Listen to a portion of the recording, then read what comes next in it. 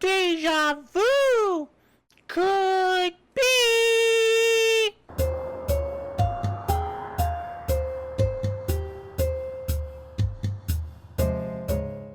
Today, we are going to do a popcorn review of The Historical Case for the Jericho Conquest with Dr. Titus Kennedy. This video was released on Sean McDowell's channel. Both McDowell and Titus Kennedy are holders of terminal PhDs, and both are employed at Biola University in the school's apologetics program. McDowell did his PhD at Southern Baptist Theological Seminary. His dissertation was on the deaths of the apostles as martyrs. He essentially did his PhD on patristic hagiography. McDowell has a history of kissing the boots of those from Associates for Biblical Research, ABR, and the video we are about to see is no different. On the other hand, Kennedy holds a PhD in Levantine archaeology from the University of South Africa. He specialized in the demographics of late Bronze Age Canaan. He also has very close ties to ABR and was a content consultant on the film Patterns of Evidence. The other thing to note is that I debated Titus Kennedy on Sean McDowell's channel back in November 2022. That debate was rather one-sided, which led to McDowell censoring the video and all the social media content associated with that debate. This remains a sore point with McDowell, and if you write a comment about it on McDowell's channel, he will often delete your comment. However, I did make my own recording of the debate. And if you want to see the debate for yourself, you can still view it. See the card above. One of the things you're going to notice through this video is that many of the errors that Kennedy made in the debate, he also makes in today's video. Deja vu. Okay, so here's my reaction to the video, The Historical Case for the Jericho Conquest with Dr. Titus Kennedy. I've shaved off the flashy intro since it doesn't really contribute anything to the argument that Kennedy will present. So with that said, let's begin the video. Titus, it's always good to have you back, my friend. I've been looking forward to this conversation. You ready to rock and roll? I am. Let's talk some archaeology in Jericho. Well, let's jump in and just start with this site, because I really... My friend, how chummy. No early Exodus Old Boys Club here. These two are almost purring. want to know how confident you are, and other scholars are, that Tel Es Sultan is the biblical Jericho, and how we know that. Well, there's the consensus within the archaeological community that Tel Es Sultan is Old Testament Jericho, and we know this for a variety of reasons. First, Jericho has name preservation from ancient times, and then the mound of Tel Es Sultan is really the only possible site for Old Testament Jericho in the area. There are no other substantial mounds or tells in the area. We have New Testament Jericho. That's located just to the west, and that Roman period location of Jericho is also mentioned by people like Strabo in the 1st century. Okay, so Jericho migrated a bit, but it's in the same area. We've got the modern town of Jericho, which of course gets its name from antiquity. And then at the site of Tel Es Sultan, a scarab from the Middle Bronze Age was found that has this inscription, seems to contain the name of an earlier form of the place named Jericho. So basically we have ancient name preservation throughout the centuries, and we have no other viable candidate for the mound of Jericho other than Tel Es Sultan. Okay, so just for clarification, this is not just Bible-believing scholars who say we've got to find a place because we know the story happened. These are people who hold a very different view of the scriptures, say this is an ancient city called Jericho. Right, absolutely. Scholars, archaeologists are in agreement that Tel Es Sultan is the site of Jericho. And he's correct. Tel Es Sultan is really the only viable candidate for ancient Jericho. I have no argument with this so far. Okay, so you've written a recent journal article in which you're documenting a lot of the stuff that we're going to talk about. But let's also kind of begin and lay the groundwork of what is an overview of the site. What is the site actually like? How big is it? What do we see at Jericho? So Jericho is located on the west side of the Jordan River. It's below sea level. It's very, very hot there for half the year. but it has a spring with a constant water supply, Ein Sultan, sometimes associated with Elisha. And this made it a great place for a settlement. So there's an early town there that built using circular shaped houses. And then there was this famous Neolithic tower at Jericho that was constructed. A lot of people know about that.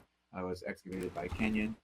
And following this period, there's an early Bronze Age city that the people there eventually built a wall around, a fortification wall.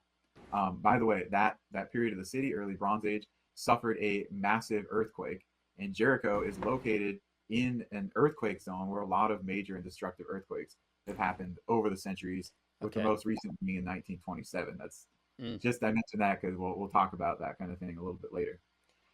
So then, though, we get to the biblical period eventually.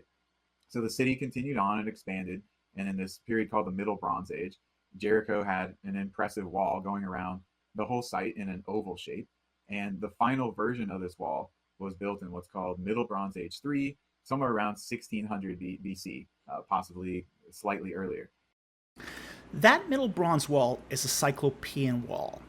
Essentially, these walls are built by stacking large boulders against an earth or rubble embankment. These are very typical of Middle Bronze fortifications.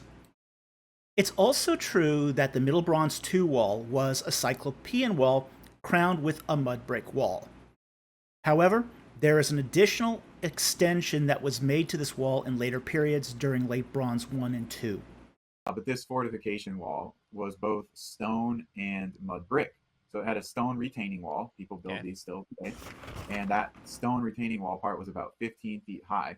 But on top of that was an upper wall, what we might call the city wall, made out of mud brick.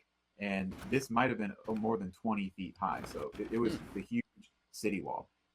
So this one that we're talking about with this massive fortification wall, this Middle Bronze III construction, this is referred to as Jericho City 4, or it can also be called the final Bronze Age city, because after this, there was no more city there in the Bronze Age. That's not exactly true. City 4 includes the Middle Bronze II wall, but not the Late Bronze I extension. Kennedy believes that the Middle Bronze city is what Joshua destroyed, and that there was no further occupation of the site between Late Bronze I, his early conquest date, and the Iron Age. The recent research of Lorenzo Nigro has shown that the Late Bronze mud brick wall was not part of the destruction of City 4, and was even built after the destruction of City 4. Moreover, there's not a destruction layer found associated with the Late Bronze I occupation layer, and that there had been even a Late Bronze II layer that no longer exists because it had been scraped off the tell by site leveling. So Jericho at this time probably also had gates on both the east and west. There was a tower on the east near where the spring is. The spring, important water supply there. You need it for the life of the city. There was at least one major temple up on top on the Acropolis, and there was also a palace on the Acropolis.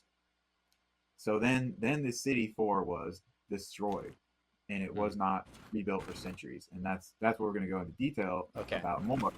But there's some other things we should understand about the city after that. So after its destruction, the city wasn't rebuilt for centuries. There was a Kennedy conflates all the Middle and Late Bronze Age mud brick fortifications into City 4. This is sloppy. Deja vu. Recent excavations have made it clear that Late Bronze 1B mud brick wall postdates the Middle Bronze 3 destruction layer. Residential building, residential structure, called a mansion or something, at the site, and it was briefly occupied in the 14th century BC. But the walls of the city were not rebuilt. The rest of the city wasn't inhabited. So this was a short-term, single... Yeah, that's not true. The walls were rebuilt after City 4 destruction. The so-called Middle Building was a single building that remained after City 4's destruction and had some occupation during the Late Bronze II period. Building residence at Jericho. It wasn't until what we call Iron Age 2 in about the 9th century BC when the city of Jericho was rebuilt. The actual city was rebuilt. Okay. This is the survivor's fallacy. It's a kind of absence of evidence argument. The assertion here is that all that survived is all that there is. Basically, whatever survives today is what was actually there.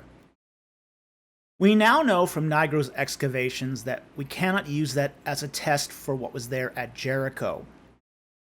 There are remains of pottery and even a scarab that post-dates Late Bronze 1B. And we don't have a Late Bronze 2 occupation layer. But yet we have evidence of occupation there for Late Bronze 2. So by just saying that all that's there now is what had been there in the past and nothing more, you're committing the survivor's fallacy. How much time have you spent there personally? I've been there once. I've been to Israel, I think 4 times. But our mutual friend Joel Kramer took myself and a group of others maybe 12, 15 years ago. And to see it on hand was pretty cool. Joel Kramer is an associate at Associates for Biblical Research, ABR. For those who don't know, ABR is an organization that champions the early date of the Exodus and American young earth creationism. As part of their statement of faith, they promote a wooden literal reading of the genealogies in Genesis 5 and 11, and I quote, "We believe the accounts found in Genesis 1 to 11 contain factual and real-time chronology, historical events, places, and persons. This includes the accuracy and real historicity of the persons, ages, and events recorded in the genealogies of Genesis 5 and 11, which may or may not be exhaustive. These records incorporate the accounts of those who were eyewitnesses to the events recorded. We find no biblical, hermeneutical, or exegetical basis to interpret them allegorically, non-historically, or mythically. These accounts do not require knowledge of the ancient Near Eastern literature to be interpreted correctly. We deny that God used erroneous worldviews from ancient Near East mythology to inspire the writing of Genesis 1 to 11. So in short, when it conflicts with their beliefs, ABR claims that the Bible must be read in a Western, wooden literal manner, not according to the context of the ancient Near East. So their hermeneutical approach is very similar to other American young earth creationist organizations. But how much time have you spent there yourself? I've spent many days there. I don't know exactly how long. Some days doing research, some doing photography. Can't remember? Sometimes they're talking to the excavation supervisors and talking to them about what they're finding at the site. And then I've also spent a lot of time going through the museum storages, looking at some of the pottery from the various excavations there. So some of it's stored, nearby on hand, and others is scattered in different cities. But put a substantial amount of time, but unfortunately haven't myself excavated at this site. You have AI though, which is obviously close related to it, but not Jericho. Isn't that right? Yeah, I've excavated at other sites in the region that are from the same time period. Okay. Here Sean makes the statement that Kennedy excavated at Ai. Kennedy was a site supervisor at Tel El Maktir, which ABR claims is the biblical Ai. However, that identification is highly contested and is really only accepted by ABR's fanboys. Nobody outside of ABR's sphere of influence accepts that Tel El Maktir was the biblical Ai.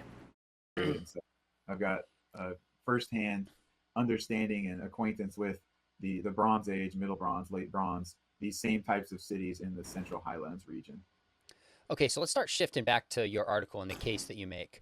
But to frame it, what is the heart of the debate about Jericho? You said there's no debate about the location. That's agreed upon. So where is the heart of the debate? And are there any other areas scholars agree on? And then maybe where's the heart of the disagreement?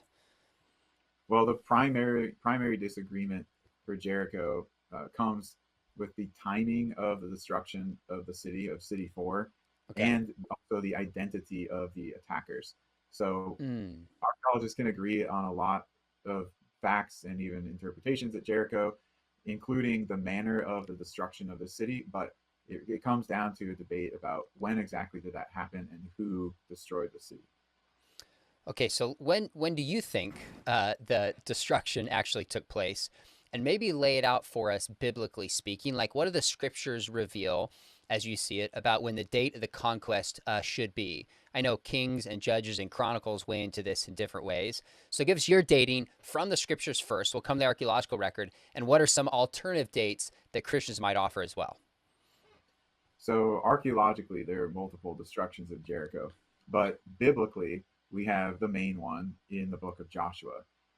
How do we get to some sort of date for that? Well, as you mentioned, there are three primary passages. So there are three separate sources, three separate books with different authors written in different time periods in the biblical text that all converge independently on about the same date. So we have 1 Kings 6:1, which of course that's pinned to the Exodus, but we can derive the date of the conquest from the Exodus after the 40 years of wandering. So we get 480th year from the fourth year of Solomon, and then we get 40 years of wandering, and they show up at Jericho. So it's around 1406 BC, according to that text. Judges 11:20. Kennedy is essentially using the Bible to date Jericho. He's going to use three biblical texts to establish an early date of the Exodus. Deja vu. Then he's going to add 40 years to get the date of Jericho's destruction. Now, all three of these arguments that he uses were debunked in the November 2022 debate. But early daters never let a bad argument go to waste just because of contrary evidence. It should be noted, though, that all these calculations are being done in Julian years, even though it is highly unlikely that such a calendar was used at the time of Solomon. Nevertheless, Kennedy takes 1 Kings 6:1, which he dates to 966-967 BC, adds 480 years to get 1446 BC, then subtracts 40 years to get a date of Jericho's fall. Kennedy completely ignores the fact that 1 Kings 6:1 is a temple dedication inscription, where idiomatic numbers are idealized for religious purposes and are not meant to be taken literally. He also ignores the fact that the Amarna letters, which date to the 1340s, show that the conquered cities of Canaan remained in Canaanite control and swore their obedience and vassalage to the Egyptian king. Apparently, who needs evidence when you have a theological axe to grind? 26 says the Israelites have been in the land on the east side of the Jordan for 300 years in the time of Jephthah, which was around 1100 BC. So you're getting to 1400 BC approximately there also when they showed up in this area, maybe right before crossing the Jordan to Jericho. And then Kennedy cites the 300 years of Judges 11:26. But what he omits is fascinating, since Jephthah gets virtually everything wrong in his letter to the Ammonites. Jephthah gets the history of Ammonite land claims wrong, gets the God of the Ammonites wrong, gets who gave whom the land wrong, gets the claim that Balak of Moab never attacked the Israelites wrong, and even gets the idea that Ammon never attempted to get the land back wrong. If Japheth gets practically everything in the letter wrong, particularly the historical bits, why should we accept Jephthah's historical claim that the Israelites had been there for 300 years? It makes no sense at all. And by the way, Kennedy does not know that passage very well, despite being dependent upon it for his arguments. During our debate, he insisted that the letter was written to the Amorites, not the Ammonites, and that Jephthah's statement about Chemosh being their god was correct because the letter was being directed to the Amorites. Hey, anything but the Ammonites. Then you have First Chronicles 6:33 to 37, which gives a genealogical list, and it has, might say, 18 full generations and 2 half generations between the time of Solomon and the Exodus. So 19 generations. Various studies have been done on generations during this time period, and it usually comes out to between 22 and 28 years. If we just go in the middle of that for use, for ease of use, 25 years for a generation times 19 generations, that's 475 years from Solomon. That, that's for the Exodus again. You got to subtract the 40 years for the wandering. That once again puts us right at about 1400 BC for the beginning of the conquest of Joshua getting to Jericho. So I think those 3 sources. Okay, this one is really cringe. Kennedy brings up 1 Chronicles 6:33 to 37, but omits certain embarrassing facts about that genealogy. First, this genealogy begins as a genealogy descending from the Levites. The problem is that Kennedy assumes that Korah was contemporary with Moses and begins his count of the 18 generations from that point. However, that particular Korah was probably not even alive during the Exodus. And Exodus 6 states that Korah's descendants, Asir and Ebiasaph, were heads of the clans. That means 4 additional generations from Asir and Ebiasaph were alive at the time that they departed from Egypt. This means that Zephaniah was probably alive during the Exodus. So we can omit 5 generations from that 18 to get a span of 13 generations. But it doesn't end there.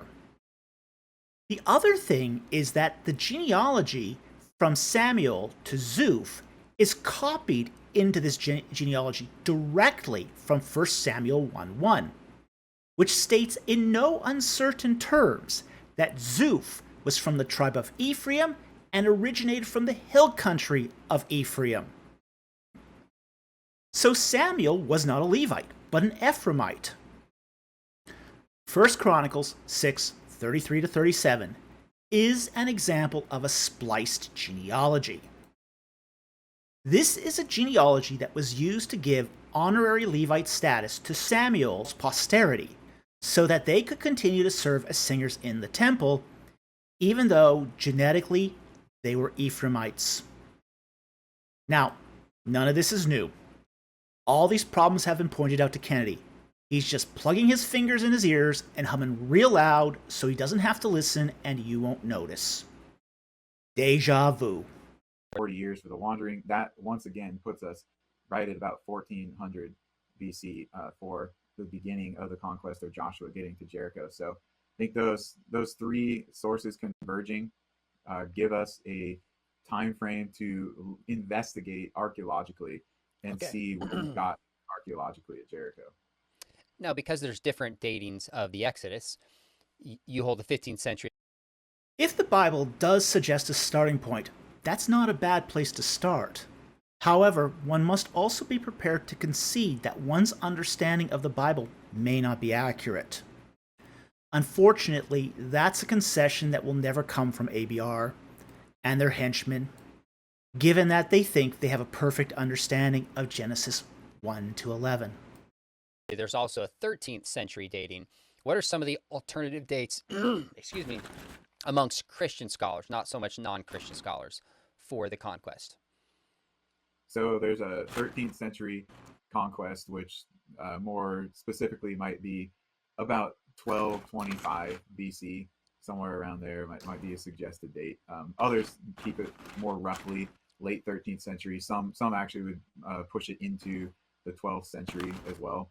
So in that general time frame, and archaeologically, then we would be looking at destructions near the end of the 13th century BC to correlate with those conquest accounts.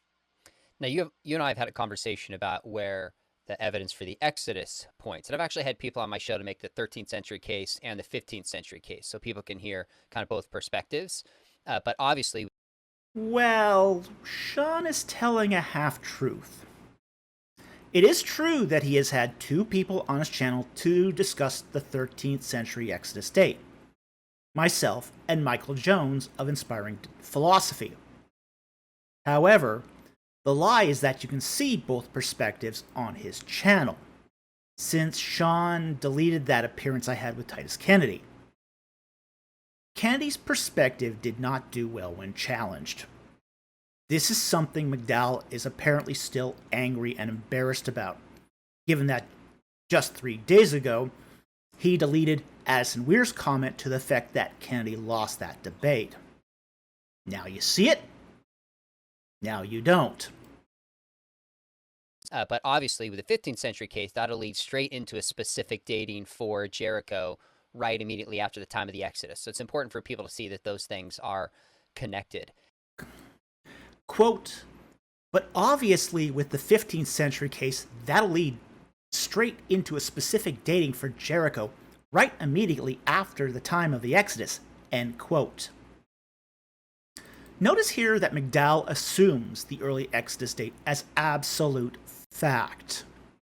This is deeply problematic since most of the evidence opposes a 15th century Exodus date.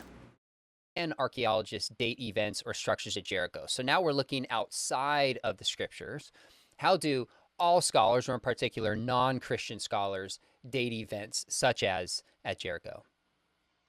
Pottery is going to be the main way that we do so because of how much is found, that it's preserved, and that it rapidly changes form, rapidly in archaeological time, every 50 or 100 years.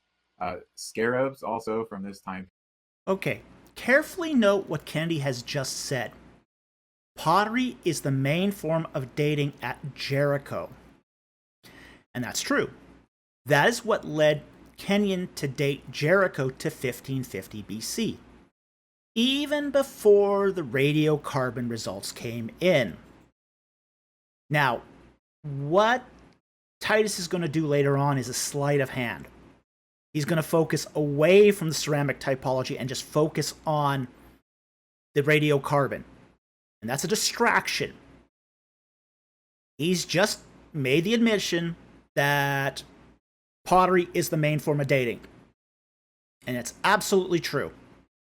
But he's going to try to shift your attention, just like a good magician, onto radiocarbon, and then try to straw man the results. So just keep that in mind as we go forward here. He's already admitted that the main form of dating at Jericho is by pottery. Period, coins from later time periods, and you may have some epigraphic material, writing, like a clay tablet, cuneiform tablet, or something else. Like at Jericho, they found what's called Lemelec seals.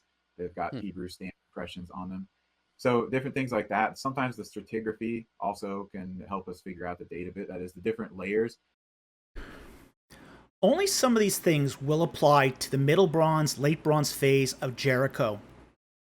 Coins will obviously not apply because coinage had not been invented yet.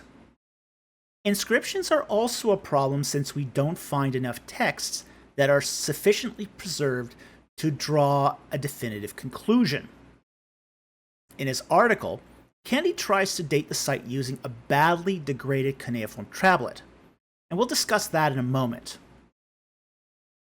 On the other hand, Nigro dates the cuneiform tablet to the Amarna period, Nigro 2020, page 202, and states that Jericho remained occupied in Late Bronze 2B, that's from 1300 to 1200 BC.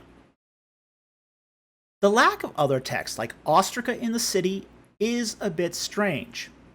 However, it might be that we haven't found a scriptorium or a garbage dump. And that just leaves the scarabs, which we'll also discuss later.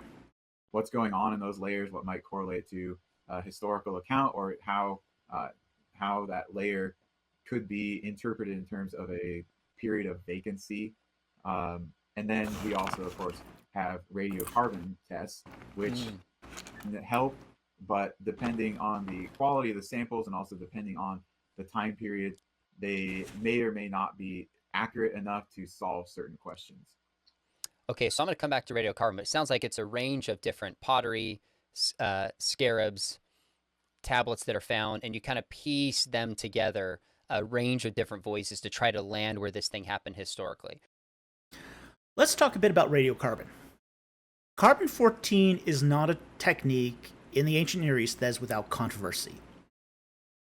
It does tend to skew towards older dates for the ancient Near Eastern samples because of the problem with the growth rates of trees. However, the carbon-14 at Jericho is a bit different.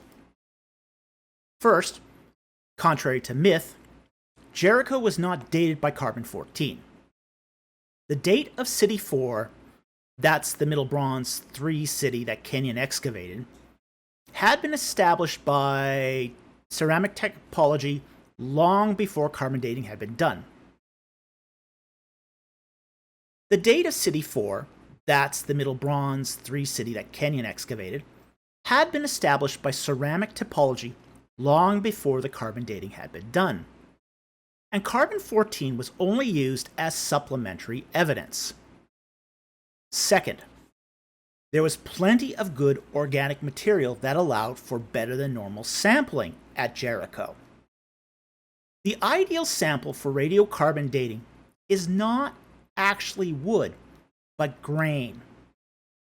Grain only grows for one season, taking a carbon-14 snapshot, whereas in the ancient Near East, trees don't readily form tree rings, and a single tree ring can act as a carbon sink, not just for a single year, but for decades, skewing carbon-14 results. Unfortunately, at most sites, grain is rarely preserved. It is either burnt up or eaten by insects or rodents in the aftermath. But at Jericho, we have been blessed with lots of burnt grain. Now, you dating the conquest at 1400 BC, is this the mainstream view amongst Christian scholars? Is this a minority view? Is it 50-50? And I mean Christian, just kind of broadly Christian scholars. Where does your position land amongst most Christian scholars? That would be really hard to say. Okay. I think maybe it's probably half and half, but Okay. if we just talk about scholarship in general, I think that's something that we can speak to a little bit more accurately. And in scholarship in general, in archaeology even specifically, the majority view is that there was no conquest of Jericho connected to the Joshua account, Okay. at least not in a historical way. Kennedy states that the distribution of early to late daters is about half and half among Christian scholars. However, it should be pointed out that most Christian scholars are not ancient Near Eastern specialists, and many have little or no expertise on the Exodus or the conquest or biblical archaeology. Furthermore, we also need to acknowledge that the late daters are a lot more reticent to publicly state what they believe because of the contentious nature of the issue. Let's just say, among Christian scholars, it's easier to be an evolutionist than a late dater. Nevertheless, Kennedy is correct that the secular consensus is that the conquest of Jericho by Joshua is a myth that never happened. Some scholars speak of it as an etiological legend. Like, yes, there was a destruction. The Israelites found out about that much later. They put it into an origin story for themselves. But most archaeologists would say there's no evidence of the Joshua narrative connected to archaeology.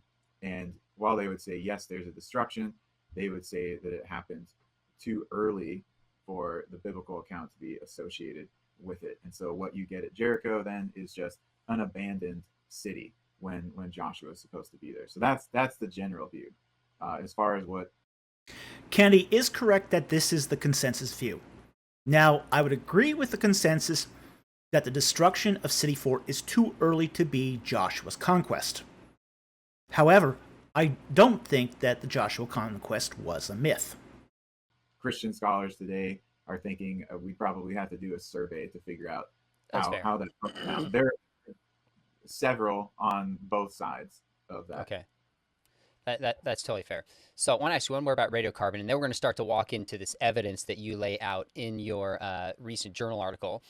And then we'll talk about where you think scholarship is headed. Some people maybe being persuaded by this kind of case. But we were talking about kind of how we date when this conquest allegedly happened. You mentioned there's pottery, there's scarabs, there's other fashions. You threw radiocarbon in there. But what do we know about radiocarbon dates, and maybe what are some limitations that it tells us and what it reveals about the date and destruction of Jericho? So radiocarbon, you need to have good samples that haven't been corrupted. You also Okay. need to have calibration. And for the Bronze Age in the Levant, we have known problems with radiocarbon Mm, calibrated dates. Generally, they show the dates to be earlier than the historic dates. So the okay. calibrated radiocarbon date usually turns up earlier than the dates that would be derived historically or from archaeological material, such as pottery. So that's a limitation. I think it'll continue to improve over time as we acquire more data, but it can give us a range. Calibrated carbon-14 is better known as dendrochronology. To do a calibration curve, you take samples from a broad range of tree rings. Each tree ring locks in a carbon-14 sample from a specific year. That way, you can account for year-to-year variations of carbon-14 in the atmosphere. This calibrated carbon-14 works great in northern and southern temperate latitudes, where seasons are pronounced and trees form clearly defined rings. It's not so accurate in the Near East, where a tree might form only one ring over several years, or where rings are not clearly defined. This is why in Near East archaeology, annual crops are preferred over wood for carbon-14 sampling. Again, for many sites, this is a problem because the remains of annual plants are ephemeral and scarce. But this is not the case for Jericho, because there's lots of burnt grain. So Kennedy is citing problems for carbon-14 that don't apply to the sample material at Jericho. Okay. It can't necessarily solve the question of what was the specific year. We might be able to say the radiocarbon dates, they lean towards a destruction in the 16th century BC or the 15th century BC, but they don't seem to point towards a late 13th or early 12th century BC destruction. And that's about all we can say right now with the radiocarbon. Carbon-14 will ballpark the date to a certainty of plus or minus 50 years if the sample is really good. The Jericho carbon-14 samples dated to circa 1550 BC, so roughly from 1600 to 1500 BC, roughly. But that's still too early for the conquest date. But even if Kennedy was correct, it wouldn't discredit the ceramic typology for City 4, which also dated the destruction to Middle Bronze 2 and 3. We have to remember that the carbon-14 is supporting evidence, not intended to be used independent of other factors, because the carbon-14 results are a probability distribution. That's really interesting that it's not definitive and we need to do more tests, but it does suggest the 15th century more than the 13th century, which, if that stands, also would be interesting as it weighs into the Exodus, but we digress. Okay, so let's... I love how Sean spins this. This is a kind of cherry picking of the data. If you're going to double down to say the destruction of the City 4 was Joshua's conquest, you've got a problem. McDowell wants to say that a miss by a meter is better than a miss by a mile. But a miss by 100 years is still disqualifying for the destruction of City 4 to belong to Joshua. And Christians wonder why atheists don't find apologists credible. It's garbage like this. Let's get to the story itself in this case that you're laying out, which I find super interesting. Start by maybe telling us what are some of the key details of the biblical story that we should expect to find in Jericho if the biblical account is true. So we have the time of year is known, first of all. It's sometime soon after Passover has been celebrated. So it's late spring that this is allegedly occurring. And then they get to Jericho, and they describe Jericho as a walled city. It has gates. So we should expect to find that. Then it talks about the collapse of the walls, and that the people are able to walk up into the city. So there's some way that this was facilitated, that they walk up into the city, over the collapsed wall. And then the city is burned. So there's a total destruction of the city. But there are explicit instructions to not loot the city except for certain metals. So everything else is supposed to be left behind, which we could see evidence for that in the archaeological record. Then it says that the city was abandoned. It was left destroyed for a long period of time. It was cursed.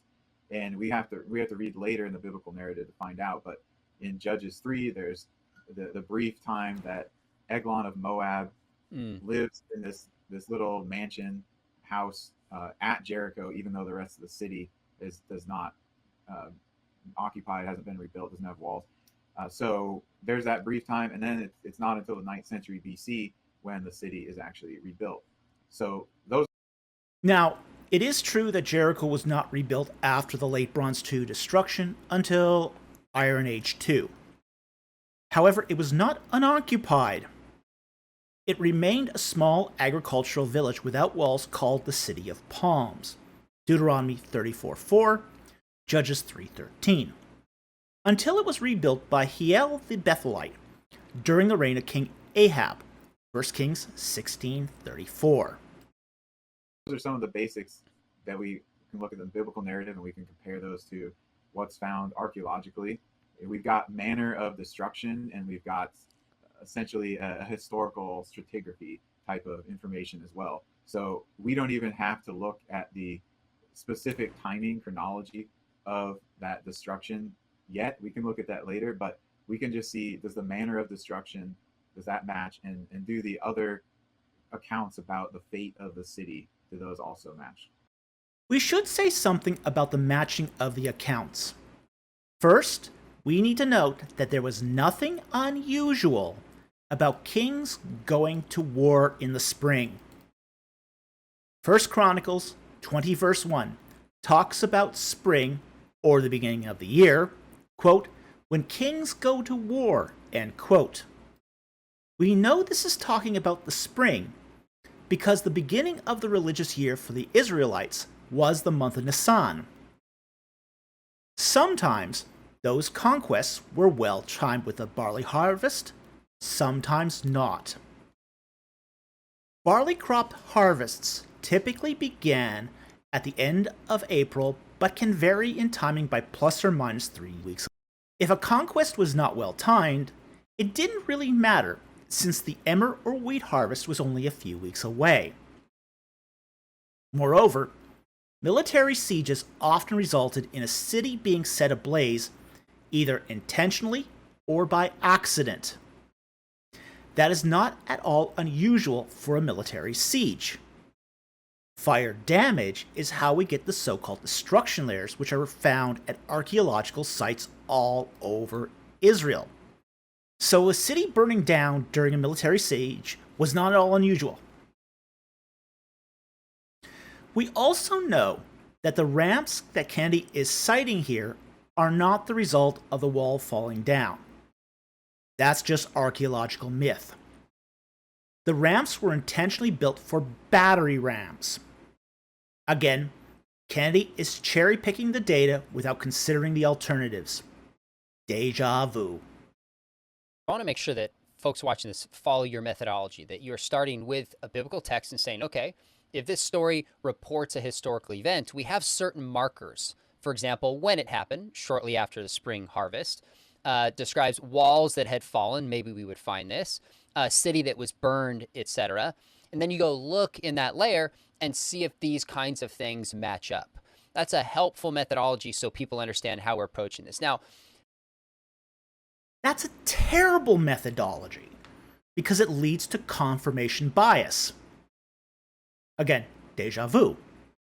With that methodology, there's no consideration given to counterfactuals that could refute a position. In addition, there is no such thing as a neutral reading of the Bible, because we are all divorced from the Bible's original context. And ABR states that we don't need context at all. So we are beginning with a reading of the Bible that's little more than an interpretation. Kennedy's method starts with a biased interpretation and does nothing more than confirm that bias. So Kennedy is taking an ancient text out of context, to which has been added the interpretation of translation, and then read through a denominational lens. This results in a massive artifice of bias. A better approach would have been to start with the evidence, then build a narrative of Jericho from the evidence, and if the narrative, factuals and counterfactuals, matches the biblical account, great. If not, are there alternatives that show our reading of the biblical texts may have been deficient? So, I think this method is just priming the pump for confirmation bias. It's really archaeological irresponsibility. Last thing, and I want to take these one by one and see what you think. Our buddy Joel Kramer did maybe a decade ago. He did a documentary, and he described how, like, a cake is how tells work. Like, layers of a cake, if you can imagine, like, a cake that has 1, 2, 3, 4 layers, is they would build city on top of city on top of city. Our buddy Joel Kramer. Nope, no ABR bootlicking here.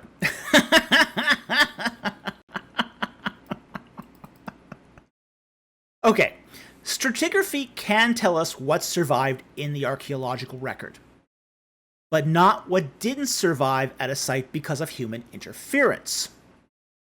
At Jericho, we know that the site was leveled. Essentially, the entire tell has been scraped off to make the site flat by Iron Age, Roman, and Byzantine builders. Each of these builders damaged the stratigraphy of the site in such a way that they destroyed the late Bronze 2B occupation layer. And the reason might be because there was a strong foundation. It might be, like you said, water that runs through. It might be a safe locale. So when you look at Jericho today, it's not that you see this exact layer, because other cities were built on top of it years later, you described. But as you dig down below it, you come across the city of Jericho 4. That's where we would discover some of the remains that you're talking about. Is that fair? Did I capture that right? Right, and if you look in some of the trenches, like trenches that Kenyon dug, you can see this archaeological layer, and it's often about 3 feet in thickness of collapsed debris, destruction, fire, buildings, pottery, etc. So yeah, you can see those different layers of a cake, so to speak, to use that illustration as you dig down through. Okay. All right, so let's take these one by one, some of these markers that you give. From Joshua, describes this being shortly after the spring harvest. How could you possibly know when a conquest took place seasonally, not just a year, but how could you possibly corroborate something like that? Well, one indicator would be if the city has a lot of grain still in storage. And so at Jericho, that's what was found. It was actually one of the very odd things that was found. All these massive... It's not odd. Kings normally went to war in the spring. However, the timing of the barley crop is not always precise and can differ from place to place depending on weather conditions. Furthermore, whether they take the grain will depend upon the course of the siege events. If the granary was set ablaze by accident, no one is going to rush inside to save the grain. Storage jars full of grain, and in fact barley, so we can connect it to the barley harvest of March, April, and we would say it must not have been too long after that, because all these jars are just full of grain, so they haven't been eating through it for months and months. But this is something else that not only does it connect to that timing portion of the biblical narrative, but it's also odd in the methodology of siege warfare, because normally armies would go out to besiege a city before the harvest, so that the people in the city would be starved out, and the army could then take the food and feed themselves from the field. Well, Jericho is the opposite of that, and we also see the opposite of typical siege warfare at Jericho in the way that the walls were destroyed. Okay, so you described that Israel was told to go in and destroy everything except things. Kennedy is implying here that the walls fell outward to make a ramp that the Israelites used to walk into the city. That's nothing but archaeological myth. The Bible does not state that the walls fell outward to create a ramp, only that the walls fell and they took the city, Joshua 5:20. If Joshua took the late Bronze IIB city, then the battering ram ramps would have already existed. And when the walls fell, easy access would have been available because of the Middle Bronze III siege works. Things that were metal, if I heard that correctly, or maybe I flipped it. So it makes sense so to. They were to loot the metal, take to the treasury, and they were to leave everything else there and destroy it. Okay, so in a sense, even if they did attack at a time that normally armies at that time didn't attack, then they would still take the grain. They wouldn't leave it unless there was a higher commandment and reason to. Or the building's on fire. That would stop people from taking the grain. They're not going to rush in and save the grain if the building's burning down. And oh boy, can grain buildings burn. Sometimes they're even downright explosive.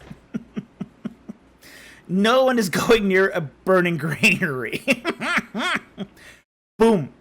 Boom, boom, boom. Boom. Boom.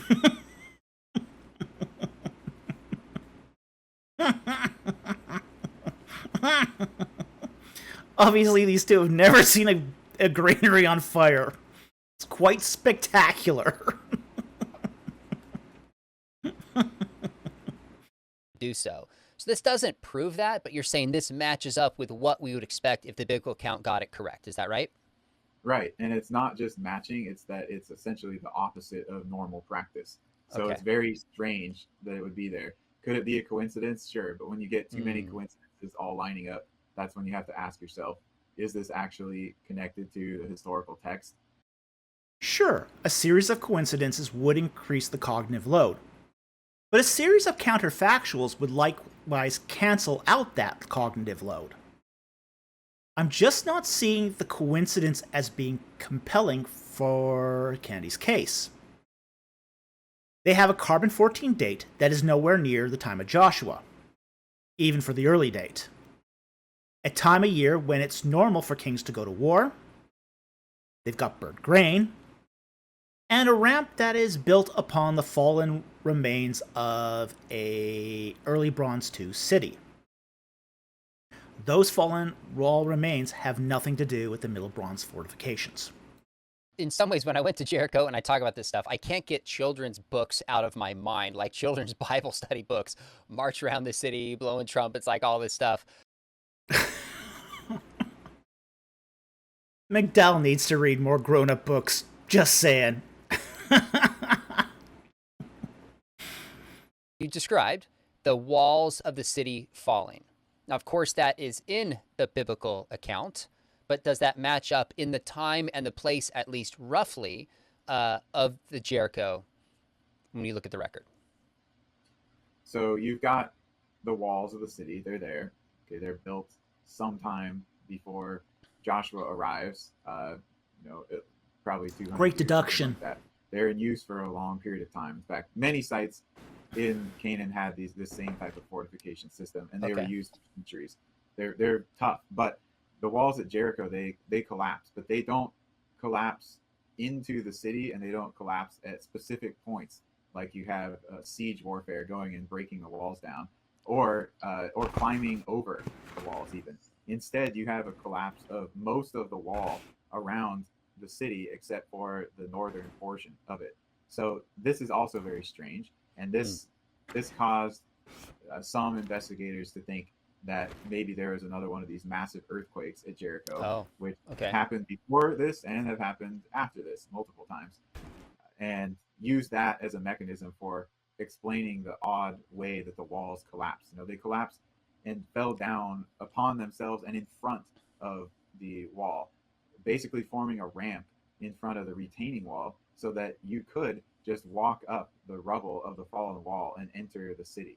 And that's exactly how things are. Oh boy.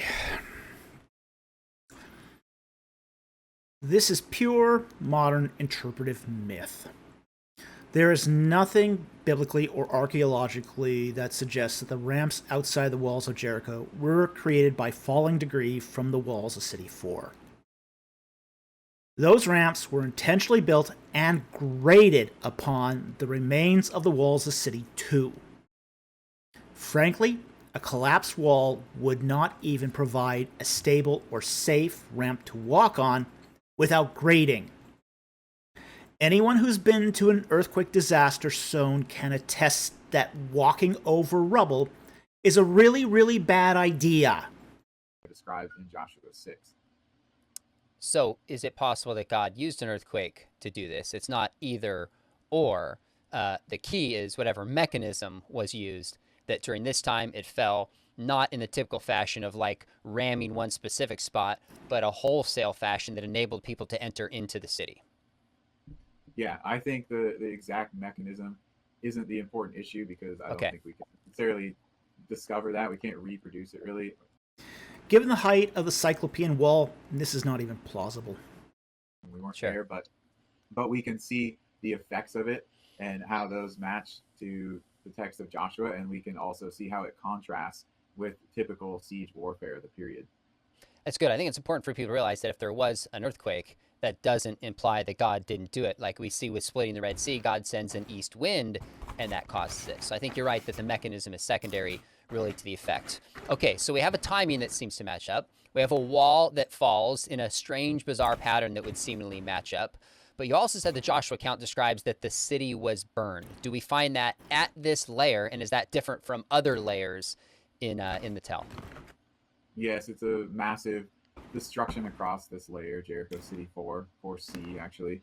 Fire destruction. It's described by multiple excavators as an intentional destruction. So it wasn't just a building here and there that got burned. It's the entire mound, and it's a thick layer of ash is found there. So the roofs of buildings collapsed and everything burned. As I mentioned earlier, some places you can see in trenches about 3 feet thick of this layer of ash and debris from the destruction of that city. So that's another manner of destruction that. Yes, there was an intense conflagration of City 4. The problem is that its effects only impact the Middle Bronze fortifications, not the Late Bronze 1 to 2 fortifications. Matches the account. So as you go through Jericho, are there other layers that were burned? How does this compare to some of the other layers that are there? There are other layers that also suffered destruction, but this one we can clearly point out as a total fire destruction.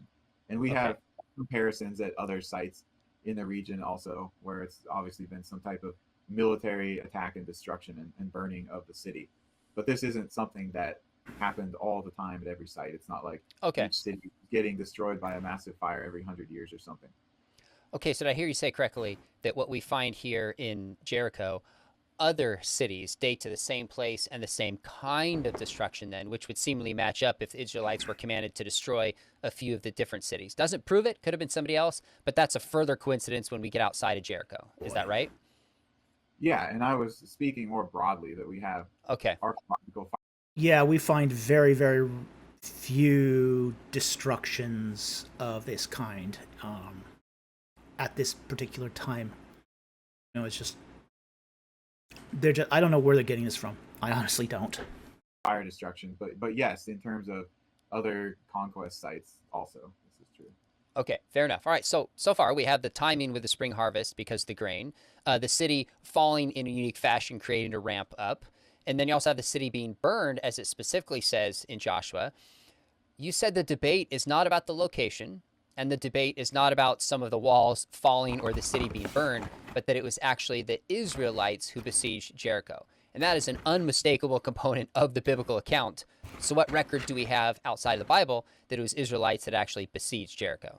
We don't have any source, any ancient contemporary source that it was the Israelites who besieged Jericho and destroyed it, but we don't have any other record that another group or army or nation destroyed Jericho. So the Joshua account and other biblical mentions of it, that's our only ancient source talking about a destruction of Jericho. In fact, we don't have any other extensive text talking about Jericho in this ancient time period other than the Bible. So it's really a toss up between, do you take the Joshua account as possibly being a historical account of the destruction of Jericho, or is it a myth or a legend or some later invention based on an earlier event that they didn't participate in? This is a black or white fallacy. Kennedy says that City 4 was destroyed by Joshua, or it was a myth. He's presenting you only two options, but those are not the only options. Jericho has been destroyed several times, and has never been mentioned in any extra biblical source at all. The Bible is the only textual source we have for Jericho. But that doesn't necessarily mean that the City 4 destruction was caused by Joshua. It's bad reasoning. The working hypothesis of some of the excavators of Jericho over the many years has changed as to the identity and to the timing of the attack. I mean, if we went all the way back to the early 1900s, the Austro-German expedition, they came to the conclusion that Jericho was destroyed about 1600 BC. Well, that seems too early according to all the later excavators. Garstang thought it was destroyed about 1400 BC, and he thought that it connected very well to the Joshua account, and so he identified the Israelites as the attackers. But when Kenyon excavated, she pushed the date earlier to about 1550, and she suggested that it was either the Hyksos or the Egyptians who had destroyed Jericho around 1550. And that has been the general consensus that's stuck for a long time, that it may have been Egyptians around 1550, after kicking the Hyksos out of Egypt. But there have also been later suggestions. In fact, one very, very recently in an archaeological report on Jericho even allowed the possibility that Jericho was destroyed in the late 15th century BC by Thutmose III. And the chronological scheme that archaeologist is using puts then that destruction in late bronze 1B, so the end of late bronze 1, which is also where I think it happened, and up to as late as 1427 BC. So this is Kennedy showing some bad scholarship. In his article, Kennedy states, quote, "Indeed, even the most recent expedition at Jericho acknowledges the possibility that the city could have been destroyed in late bronze 1B in the second half of the 15th century BC, although it attributes the attack to the Egyptians led by Thutmose III, Nigro 2020, page 201, end quote." But that's not exactly what Nigro said. Quoting Nigro here, quote, "However, as Seeger pointed out in 1975, the same destruction may be alternatively ascribed to Thutmose III during the famous military raid which reached the Euphrates." Bienkowski, 1986, page 127 to 130, Redford, 2003, 193 to 194, end quote. Okay, so the idea is actually Joe Seeger's. However, Seeger's hypothesis lacks support from the archaeological community and remains an outlier. Seeger is resorting to empty conjecture. We have no evidence that Thutmose III attacked Jericho. Thutmose III recorded every city he attacked, and Jericho is not mentioned in his toponym lists. He's getting very close. He's not saying that's definitely what happened, but he puts it out as maybe very close, 20 years or so from what I have been arguing was the destruction point of Jericho, just by a different identity of attacker, because again, it's the only source. Joshua is the source that we have that says who destroyed Jericho. Okay, so when Kenyon and some others suggest maybe it was the Egyptians or maybe it was somebody else, there's no evidence for this. They're just saying who had the means, who was potentially available this time, and we're hypothesizing them. So there's not evidence against them, but there's no positive evidence that the Egyptian carried out such a conquest. Is that fair? Right, Thutmose III. Okay. And there's no evidence Joshua destroyed City 4. That evidence thing works both ways, you know. Yeah. Did have campaigns in this region Okay. during his reign, multiple campaigns. Okay. So maybe he went over there, but he records. There's no evidence that Thutmose III went to Jericho. However, it's a strange argument for Kennedy to make. By claiming Thutmose III was nearby and just happened to be in the neighborhood, Kennedy has needlessly opened the door to the hypothesis where the destruction of Jericho was not done by Joshua, but 50 years earlier by Thutmose III. This is some of the strangest grasping of straws I've seen recently. The cities that he destroys and subjugates. He does not record Jericho in any of the lists, so it's absent. That, and it's a more obvious absence, I think, because he does record so many places that he conquered. And then if we get to some of the details on the timing of this destruction at Jericho archaeologically, we can say that this final destruction of the city occurred after Thutmose III. It actually occurred probably during the reign of Amenhotep III around 1400 BC. So we might want to go over some of the chronological archaeological material since we've talked about the manor already. Okay, let's do it. Jump in. Go for it. Yeah, if Jericho was destroyed at the time of Amenhotep III, that's going to be a problem for the early conquest date. Really. Well, I'd mentioned pottery is going to be the primary method. So that's the main way that sites will usually get dated, or particular layers of sites. And the pottery at Jericho, there's a ton of it that's been excavated because of all these different expeditions that work there. But if you go back and you look particularly at the excavations of both Garstang and Kenyon, you have several years of digging, intensive digging there. We go through and we look, well, what was Garstang saying versus what was Kenyon saying? So Garstang was putting the destruction about 1400 BC at the end of Late Bronze 1, which, as I said, appeared in the recent publication, that time period as a possibility. Kenyon, though, came and... Garstang thought that Jericho was destroyed in the latter half of the reign of Amenhotep III, and he reigned from 1389 to 1350 BC. That places the destruction of Jericho in Late Bronze 2A. Kennedy is reading a Late Bronze 1 destruction into Garstang's writing. She said, no, actually, we didn't find, or she said she didn't find, this particular type of Cypriot pottery, bichromeware, that would indicate to her then that it was destroyed at the end of the Middle Bronze Age, 1550 BC. Well, unfortunately, she never published her reports while she was alive. They would come out after she was dead, almost 30 years later, in the 80s. Wow. False and sloppy. Kenyon published the first 2 volumes in 1960 and 1962. She died on August 24th, 1978. The remaining 3 volumes were published in 1981, 1982, and 1983. This means that her last 3 volumes were published within 5 years, not 30 years after her death. He could have looked this up on Google. Why is anyone listening to this clown?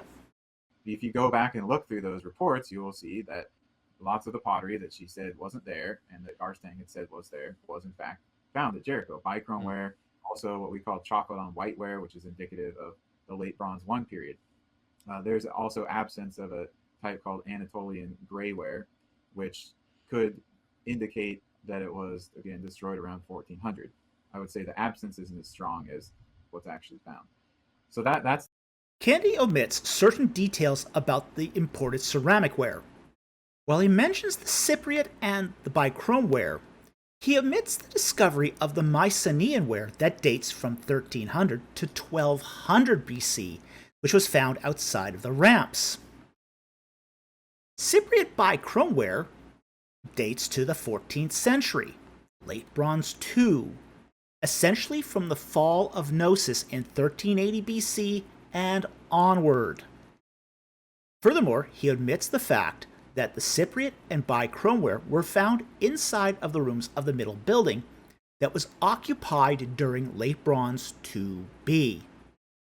This means that the imported ware was not found in situ with the Middle Bronze destruction layer, but probably post-dates the Middle Bronze destruction.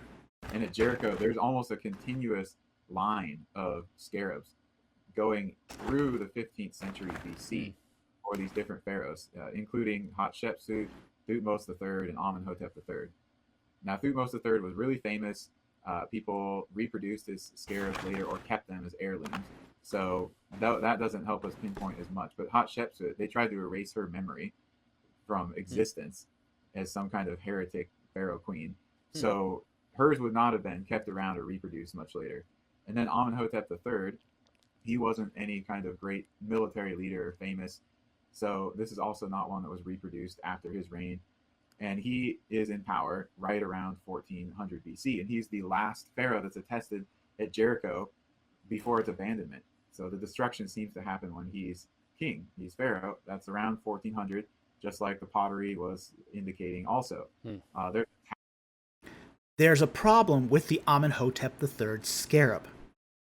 Just like the fact that Amenhotep II could not have been king during a 1446 BC exodus because he could not have come to the throne prior to 1425 BC, Amenhotep III could not have been pharaoh during a 1406 conquest because he did not come to the throne until 1389 BC. Early dater insistence upon using a high chronology that has been completely discredited by the Amarna letters is baffling and deja vu. Tablet, a cuneiform tablet that was discovered there. It was dated to the 15th century BC on the basis of epigraphy. It looks similar to some of the other late Bronze 1 tablets that have been found in Canaan, so it's plausible. I wouldn't say it's as strong as the Pottery or Scarab information, but it also correlates, and it's something else that's there. Okay, who dated this cuneiform tablet to the 15th century BC, and when was this dating done? In his article, Kennedy uses 3 sources to support the idea that this cuneiform tablet dates to the 15th century BC. Garstang, Bienkowski, and van der Toorn. The source for Garstang was done in 1941 when he dates the cuneiform tablet to the Amarna period, which at the time Garstang wrote was believed to be between 1450 and 1400 BC. Bienkowski, who wrote in 1986, just repeats Garstang's 1941 assessment. However, further study of the Amarna letters has proven that the Amarna letters weren't written in the 15th century, but the 14th century. That's the 1300s. And van der Toorn's year 2000 article on page 98 dates the tablet to the 15th century, and that might be compelling, except that he didn't date the tablet himself, but dates the tablet based upon Smith's 1934 article. 1934! Instead of basing his scholarship on more recent work. So what we have is one sloppy scholar quoting a second sloppy scholar. You know, one of the things about scholarship is you have to evaluate your sources. It's not enough to take them blindly. You have to see, is this research still current? Has this been superseded by a subsequent research? In short, Kennedy has used obsolete and antiquated research to make his case. Deja vu. Now, most today, including Nigro, still date the tablet to the Amarna period. But we now understand that the Amarna period was from 1352 to 1332 BC. In other words, the second half of the 14th century.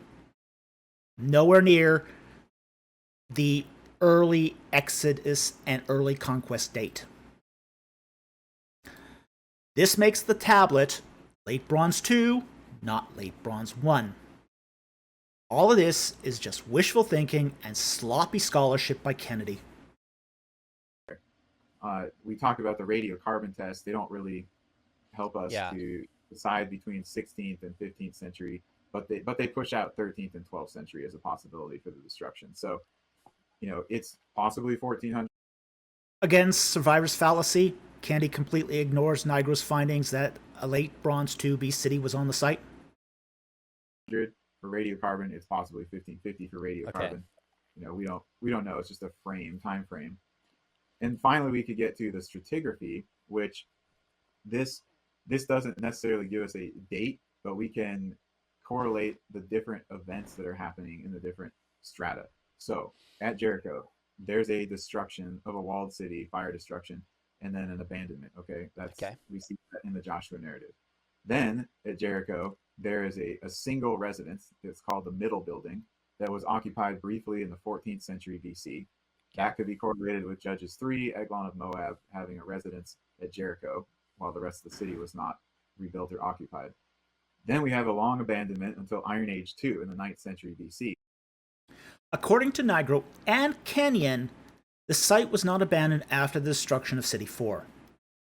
But Kennedy ignores the latest findings and most things he doesn't like. Deja vu. The Middle Building was the only Late Bronze 1, Late Bronze 2 building that survived the Late Bronze destruction, and it was built over the Middle Bronze destruction layer. However, we also have to keep in mind that Late Bronze walls were built over the remnants of the Middle Bronze mud brick walls. And even Kenyon's report ascribed the Late Bronze destruction to the 1300s. Late Bronze 2A, Kenyon, 1981, page 371. But Nigro now ascribes it to a century later to Late Bronze 2B. Even without Nigro's data, Kenyon states, quote, "The evidence is therefore enough to say that there was occupation here in the second half of the Late Bronze Age, but nothing more than that," end quote, page 371. That's Late Bronze 2, peoples. And we see Jericho also gets rebuilt then in the biblical text. And we could go back over again the things like Nebuchadnezzar destroying it, Jeremiah mentions Jericho, and so on. But there is a nice stratigraphic sequence that's laid out archaeologically that we can compare to a historical sequence biblically, and we can see how all those things correlate very well. And the best situating time for that destruction then, with this stratigraphic connection, would be the cities destroyed by Joshua about 1400 BC, and that's connecting with our other chronological data. Yep. The other thing to mention is that while Kennedy characterizes the stratigraphy at Jericho as telling the perfect story, nothing could be further from the truth. Now, there are places where the stratigraphy is pristine, like Hazor, but Jericho isn't one of them.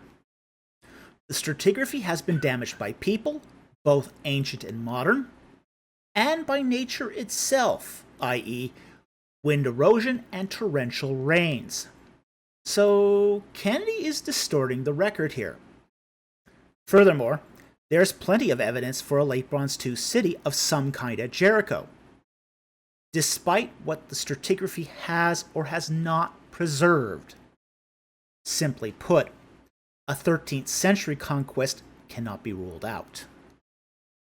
Okay, so as I see it, bottom line is you have these biblical pointers. Again, springtime, walls falling, burned city.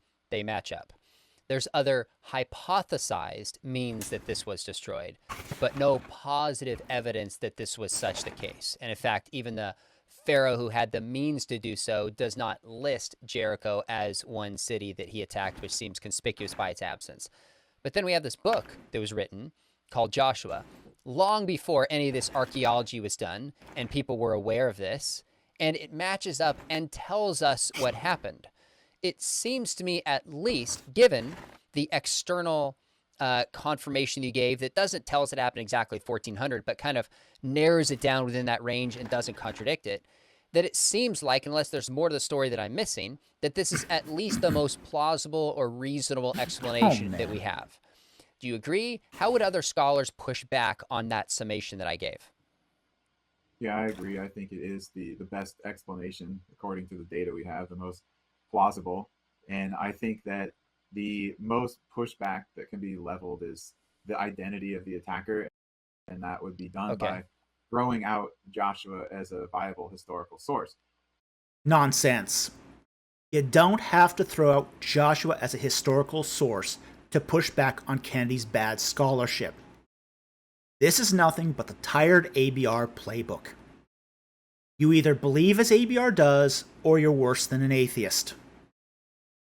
Kennedy and McDowell's case has been built upon the flimsiest of circumstantial evidence. Deja vu. Given that the early conquest date doesn't fit any of the potential conquests for Jericho, perhaps, just perhaps, they have misread the Bible. Because hey, they've never done that before. Anything but Ammonites. Given that there must have been destructions for Jericho during Middle Bronze 3 and Late Bronze 2B, the Late Bronze 2B is the best match for a destruction candidate for Joshua. And the reason is because it's the only destruction layer that correlates to any of the destruction layers found at Hazor. Because remember, Jericho and Hazor were both destroyed by Joshua. Hazor has destruction layers during Middle Bronze 2, a minor destruction during the Late Bronze 1, which Tutmosis III had taken responsibility for, and a Late Bronze 2B layer. The Middle Bronze layers don't match. Wrong timing. And it can't be Late Bronze 1, because we know Tutmosis III, by his own admission, conquered Hazor. Only the Late Bronze 2B destructions match both Hazor and Jericho. Frankly, to have a viable candidate for the Joshua conquest at Jericho, the destruction must also match a destruction found at Hazor.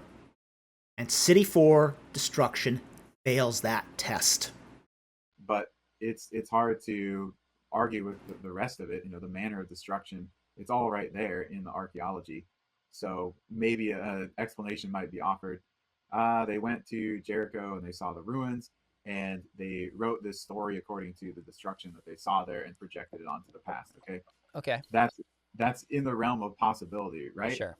It seems not so plausible when there are so many details that are correct according to the archaeological finds. But I don't know where else the pushback is going to be. I mean, there's a Oh, you silly late daters! You just don't realize how perfect the coincidences are. Kennedy just can't imagine where the pushback would be. My heart is aflutter. This just shows that the dude doesn't listen to his critics, because they keep telling him exactly where they are pushing back. Deja vu. destruction. There's the manner of destruction. It really is going to come down to, can this be connected to Joshua and the Israelites having perpetrated this attack? And then again, the exact timing of it. That's okay. I think that's going to still be discussed, but it seems to me like there's more and more data coming out that is narrowing that down. So yes, the more data that narrows it down, the further we get from the early Exodus and early conquest view. And this has been the trend since the early 20th century. This is nothing new. The amount of data we have now is something that you can't simply walk back or hand wave away. You know, in the early 20th century, one could have easily made a compelling case for maybe the early Exodus based upon the high chronology. You can no longer make that argument. That argument is dead. that high chronology has been completely discredited. And without that high chronology, they've got nothing. They really have nothing. So they're just in a position of hand-waving away the evidence and doubling down on their doctrinaire points of view. I mean, it's pure dogmatics. We've left the serious debate behind long ago.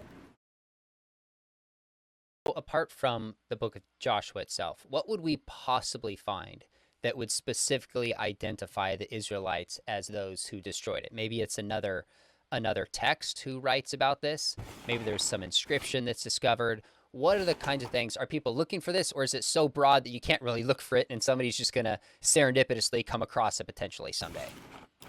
I think it would have to be another ancient text, something like a cuneiform tablet that was a letter or a record written by some of the Canaanites that mentioned that Jericho had fallen to Joshua or to the sons of Jacob or something like that, that's got a very clear identifier. Other than that, I don't think we can have any expectation. I don't think we would find anything at the site like a monument that was put up and inscribed saying that Joshua was here and destroyed this. Sure. It's just, while there are things like that in antiquity, victory stele, it's not something that the Israelites did. So we can't expect it from them. If it had been the Iron Age and the Arameans conquered it, sure, that's what was found at Tel Dan stele. The Mesha stele, another victory stele. But it's not something the Israelites did. That's really interesting, and it's fair to ask, what would we expect to find if this were true?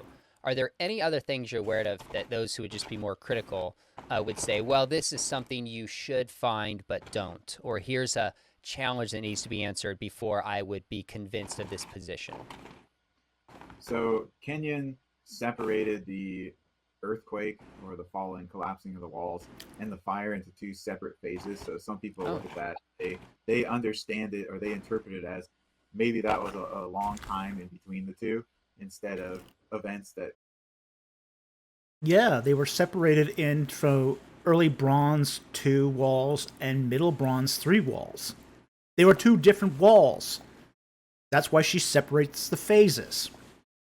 It's not just one conflated destruction event. There's several destructions happening at Jericho. I mean, he's got to have read Kenyon's reports. I mean, I've read the reports. I mean, yeah, it's 5,000 pages of not exactly compelling reading. But you do this if you're going to talk intelligently about the subject. So, it's clear that Titus has just sort of read all these reports through the ABR lens. He's filtered out every counterfactual. Not engaged them, filter them out. It's scholastically dishonest. It's scholastically dishonest. Connected to each other. So that might be an objection, but it doesn't make sense that the walls would collapse and then 50 years later or something, without rebuilding the walls, the city would get burned.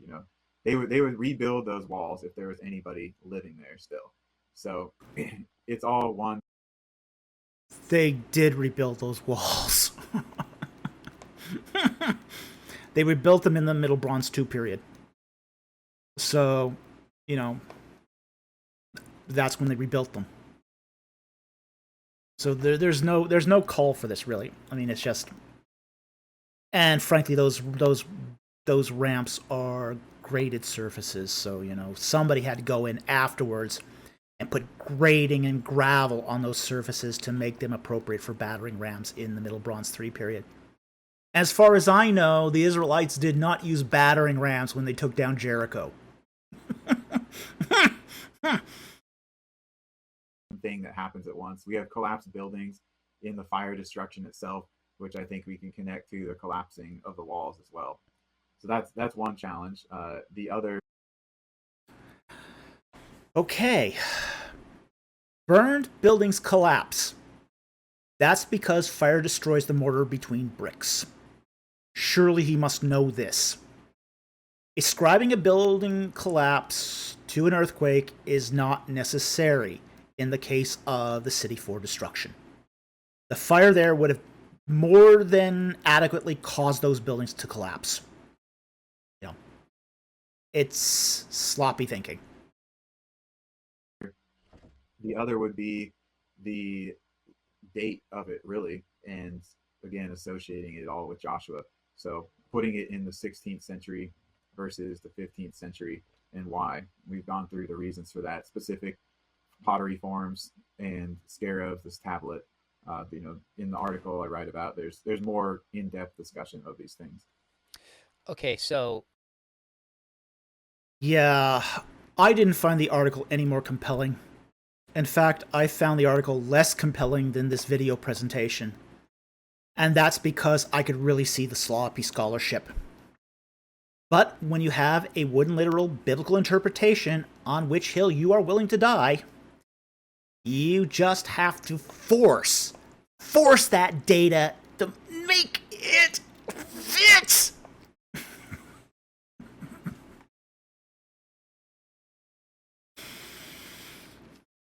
Ooh. You describe scholars are agreed that Joshua exists. We know where it's at. It was destroyed, but really differ over whether or not it's the Israelites that were responsible and the date of when it happened. You're arguing that we can date it to the Israelites, to the chronology within the scriptures itself. So are you like a John the Baptist out in the wilderness saying, hey, look at me, here's new research, like 1 out of 1,000 scholars out there kind of pushing back from the evangelical community saying there's more to this than you're aware of? Quote, you're arguing that we can date it to the Israelites, to the chronology within the scriptures itself, end quote. There is no biblical chronology. What passes as biblical chronology is really an interpretation that is heavily entangled in Western assumptions.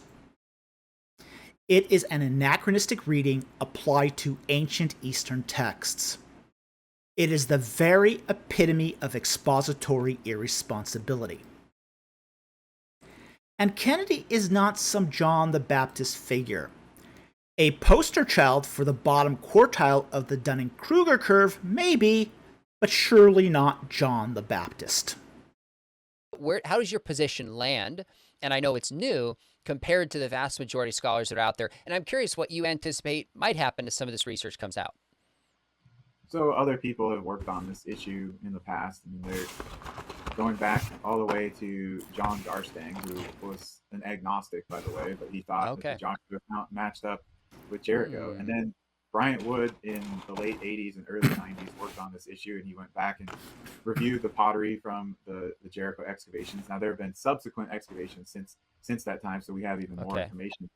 But he really pointed out, his expertise is in pottery, that the pottery forms found there matched this late Bronze 1, about 1400 BC time period, and confirmed what Garstang had been saying, rather than Kenyon's absence of evidence argument. There are other. Garstang ended up agreeing with Kenyon, and Brian Wood is just another ABR big cheese. Wood's redating of Jericho's ceramic typology is considered a joke in the archaeological community, and rightly so.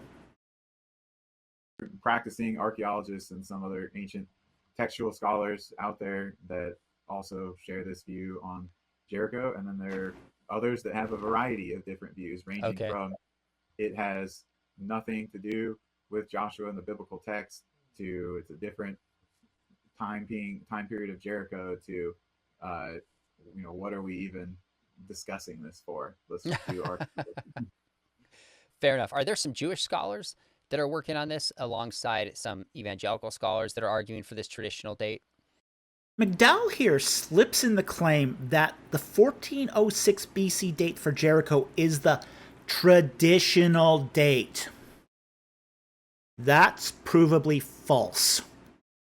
The date was first proposed in 1906 AD in the book The Problem of the Old Testament by James Orr.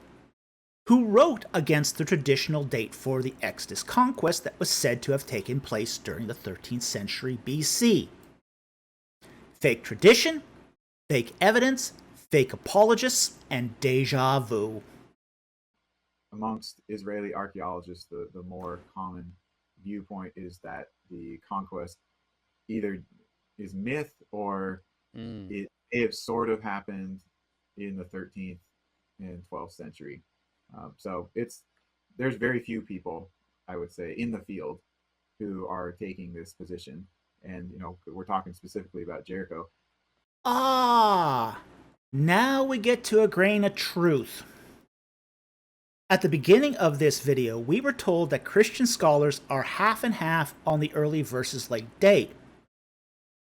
Now we are being told that very few people in the field are taking Kennedy's position. So I can only conclude that those Christian scholars who side with the early date aren't in the field. Surprise, surprise.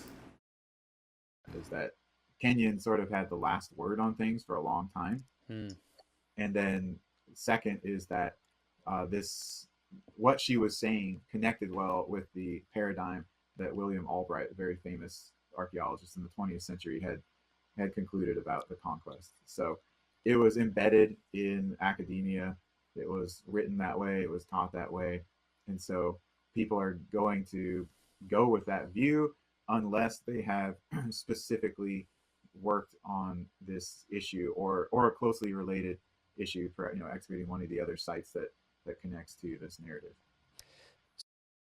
Kenyon and Albright, ABR's two favorite boogeymen. Now, ABR loves to blame Albright for the late Exodus date, but it long predates him. I mean, it goes all the way back to at least C.R. Lepsius in the middle of the 19th century. Just like they like to blame Kenyon for essentially having an ideological axe to grind so that she dates Jericho, a city for's destruction, to 1550 BC. These are ad hominem attacks. Okay, these are not based upon actual evidence. I mean, they don't even get their facts right on this one. I mean, they don't even get their facts right, as to where these views come from, how these views came to be. It's a complete illiteracy of the history of the archaeological field. Complete illiteracy. But they love to put them in the same sentence. Kenyon and Albright, are the cause of all their woes. They're the ABR boogeyman. So if I was going to bring it kind of full circle, would you say that probably the biggest objection to the case you're laying out is less factual as opposed to just somebody's worldview or assumptions about the historicity of the Bible, about the possibility of God's intervention? Is lying behind this just more worldview issues that is how people are interpreting the facts more so than the facts themselves? Is that how you see it? I think a lot of it is worldview. I think a lot of it is also just what people have been taught in university or in their textbooks or by their excavation directors about these sites, and that there's a certain irrational resistance to associating this with an account in Joshua. But I think that eventually it might get to the point that no, it's the facts. You haven't produced any. Only empty conjecture divorced from counterfactuals. This is essentially biblical archaeology's answer to ancient aliens. Could be. Lots of the archaeological facts are agreed upon, but the main difference, I think, is going to stay the interpretation of who were those attackers and what connection it have to the biblical text. Even if we agree about all the archaeological facts, the interpretation, the historical interpretation, I think, is going to remain divided. Interesting. Well, certainly not. The interpretation of the archaeology is not the only issue. I think Kennedy here does the debate a complete disservice by just reducing it down to the interpretation of the archaeology, combining it with worldview. The interpretation of the Bible is also a huge divide. ABR takes an anachronistic, fundamentalist, wooden literal reading that those who really know their Bibles can't accept, even scholars like myself who are highly conservative. I have issue with both Kennedy's archaeology and his biblical interpretation. Reducing the problem to worldview trivializes the issues and shows no reflection. Impossible. We saw with David, there was a lot of doubt about his existence in the Tel Dan inscription. Of course, David's palace. Now there's minimal debate, so who knows what the future may hold with this. I want to let you just sum up your findings, but I'll read the last line, and these are great words of a sober academic not overstating his case. But at the very end of this article that I'll link to below, folks can read this. You say, thus, archaeological excavations and analysis at Jericho appear to place the destruction of the final Bronze Age city circa 1400 BC in a manner consistent with the account in the book of Joshua. So your conclusion is, after you look at all this, is that basically the Oh boy. He might be a sober academic, but that doesn't mean he's competent. Perhaps he should try a little whiskey. Maybe that would improve his scholarship. Just saying. archaeological record doesn't prove, it basically is consistent with the biblical account. Is that how you see it? Yeah, I agree. I think it's consistent with that narrative, and I think that that's what we can find in archaeology. We can find consistency and corroboration with those narratives. Once we start talking about proving this and that, we get into a battle of semantics about what proving means and what it takes to prove that, and we realize that in many cases we can never prove to people really anything because their criteria might differ on it. But we can at least show corroboration of historical accounts, and we can show that these things match, that they are consistent with. And it seems that's all we could ask technically, right? We don't use prove in terms of history, but we have a certain set. That definition of consistency, combined with cherry-picked data, confirmation bias, and bad reasoning, is such a low bar as to be meaningless. Set of data and expectations, go to the archaeological record. If it's consistent with it, that seems to provide a certain kind of broad corroboration for the narrative itself, especially if that narrative, like Joshua and or the Gospels, seems to be a historical account and not a mythological account like other books in the Bible might be, or books outside of the Bible. That's how I see it. Excellent. It's always good to have you on. This is a lot of fun. First time I've covered this topic on my show. So looking forward to some of the feedback that folks will give to it. I'm sure his finger is ready and hovering over that delete button. If you thought about studying apologetics, Titus teaches a class at Biola Apologetics in the program that I am in every maybe year or two, kind of a weekend class on the Bible and archaeology. So you can come join the two of us. Information is below. We'd love to train you and equip you. I would avoid that apologetics program like the plague. The current in that department has drifted from regular evangelicalism to doctrinaire fundamentalism. The donors and the surviving faculty have spoken. It's a place that will teach you apologetics, but not how to think. If McDowell and Kennedy are the shining lights of Biola's apologetics program, that's a big red flag that cannot be ignored. Okay, we are going to stop the video at this point. Suffice it to say, Kennedy is incompetent. He relies upon antiquated research, he gets his facts wrong, cherry picks the data, has really sloppy scholarship and terrible reasoning, his methodology is nothing to write home about, and is tone deaf to his critics. But we've seen this all before from the Biola ABR crowd, and it's nothing but deja vu! Thank you for joining us tonight. We hope you enjoyed this, and we hope you learned something, and we'll see you next time on Ancient Egypt and the Bible. Good night, everyone!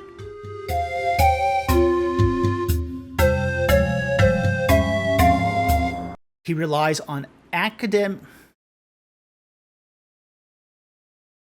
Yeah, I know, screwing up.